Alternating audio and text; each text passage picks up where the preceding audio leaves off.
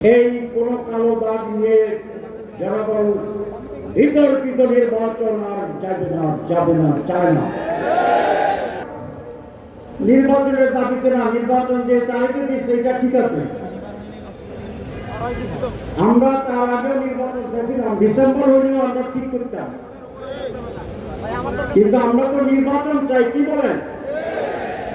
এদেশের মানুষ 54 বছরে কোন নির্বাচনে দেখে নাই। এবার মানুষ আশা করে এবার একটি সুষ্ঠু নির্বাচন হবে। করার পায়তারার ষড়যন্ত্র চলছে। যদি সেরকম তৈরি করা নির্বাচন হয়, একটি সুষ্ঠু নির্বাচন আদায় করবে ইনশাআল্লাহ। আমরা আবারও বলতে চাই মাইকে, বাংলাদেশ জামাত ইসলামী পরিষ্কার হতে হবে, আনন্দমুখর পরিবেশ তৈরি করতে হবে। সরকার যে ঘোষণাপত্র দিয়েছে,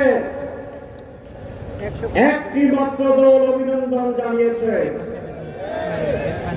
বাকি সকলে ইতিবাচক বলে বলেছে। যদি এটা করা হয়, যদি ওইটা করা হয়, যদি এটা করা হয়, তাহলে মেজরিটি দল শর্তহীনভাবে এই ঘোষণাকে গ্রহণ করে না। সরকার বলেছে, প্রধান উপদেষ্টা বলেছেন,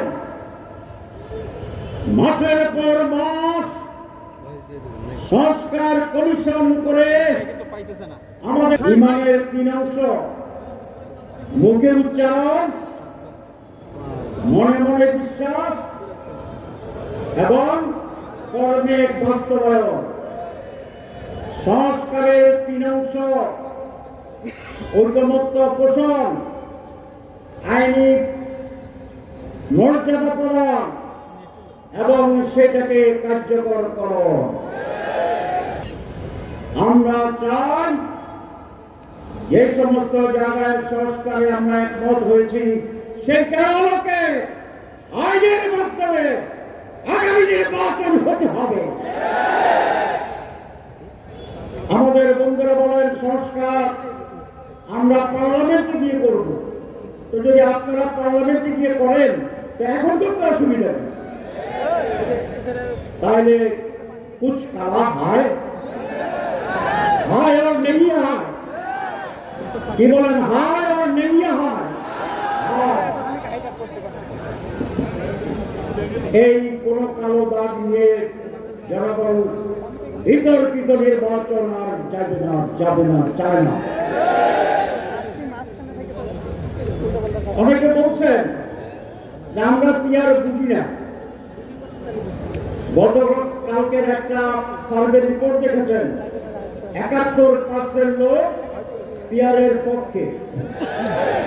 তাহলে আমরা যারা রাজনীতিবিদ, যারা আমরা বুঝি না, মূর্খ জনগণ তো বুঝে, যদি তারা না বুঝে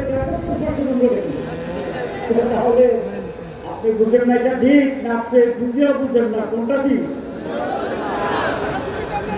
আমরা বলছি যে আমরা গণতন্ত্রের পক্ষে। তো গণতন্ত্র হচ্ছে মেজরিটি মাস্ট বি গ্যারান্টেড, হচ্ছে গণতন্ত্র।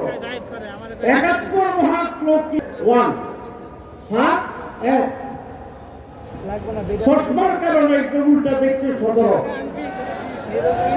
এখন তো কি 17 দেখা যায় যায় আপনারা আমি মধ্যবর্তী উল্টা দেখি 32-23 মনে হয়। মেজরিটি মানুষের মত প্রকাশ এবং সেভাবে কার্যকরণের নাম হচ্ছে ডেমোক্রেসি। যারা মুখে বলে ডেমোক্রেসি, বৃহত্তর জনগণের মতকে গুরুত্ব দিতে চায় না, তাদের ব্যাপারে বলা যায় মুখ মে শেখ ফরিদ, বগল মে ওটা প্রয়োজন।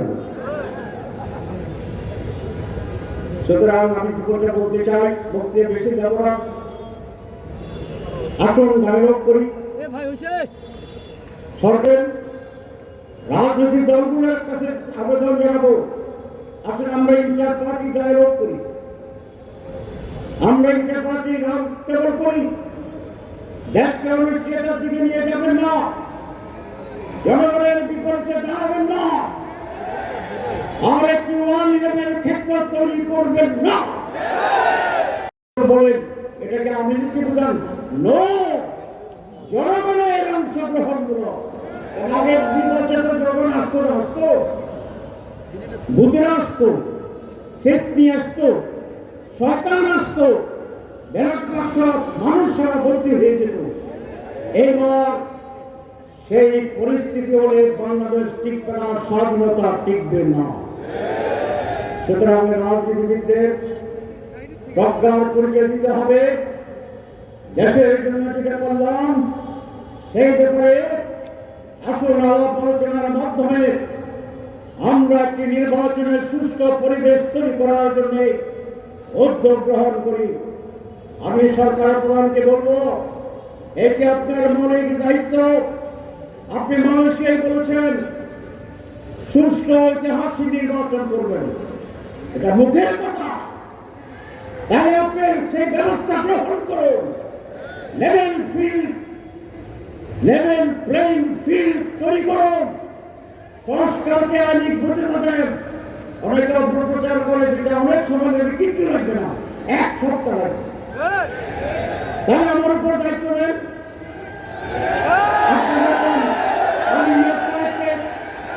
আপনি যখন আলিয়ার সাহেবকে দায়িত্ব দিচ্ছেন, আপনি আব্দুল্লাহ মোহাম্মদ তাহেরকে দায়িত্ব দেন। আমরা আপনাকে আইনের রাস্তা দেখা দেব, সংবিধানের কি উপায় আছে সেটা দেখাই দেব। যদি আমরা দেখাতে পারি, প্রমাণ করতে পারি, রাস্তা তৈরি করতে পারি, তাহলে তো আপনারা কোনো সমস্যা থাকার কথা। কিন্তু মানুষকে আর বোকা বানানোর সুযোগ হবে না। মানুষ ঐক্যবদ্ধ। কে তো বলে যে আমরা ক্ষমতায় গেলে করবো, তাহলে ওনারা যে ক্ষমতায় যাবেন এটা প্রায় নিশ্চয়তা পাচ্ছেন, ঠিক আছে না? তাহলে ভোটের আগে যদি একটা দল ক্ষমতায় যাওয়ার নিশ্চয়তা পায়, তাহলে ইলেকশনটা কেমন হবে এটা কি বোঝা যায় না? যায় না। তাহলে আপনাদের কথা কিন্তু দফা। আমরা জামাত ইসলামী, এদেশের মানুষ অনেক পুরা দল, আমরা আলাপ আলোচনা করছি। আমরা সকলে এই দেশের কল্যাণ চাই, আমরা নির্বাচন ডেমোক্রেসি চাই, আমরা নির্বাচন সুস্থ এবং জনগণের পার্টিসিপেশনে উৎসবমুখর নির্বাচন চাই। যারা এই নির্বাচনের এই পরিবেশ তৈরিতে নানা কথায় নানা অজুহাতে বাধা সৃষ্টি করে ধূম্রজাল তৈরি করে, তারাই নির্বাচন নিয়ে ষড়যন্ত্র করছে। ইউএফটি ফার্স্টের সাথে ট্রেড করুন যে কোনো জায়গা থেকে। ক্যাম্পাসে ক্লাসের ফাঁকে, ঢাকার জ্যামে বসে কিংবা ঘরে বসে, ট্রেডিং এখন হাতের মুঠোয়। তাই ট্রেড করুন যখন খুশি, যেখানে খুশি।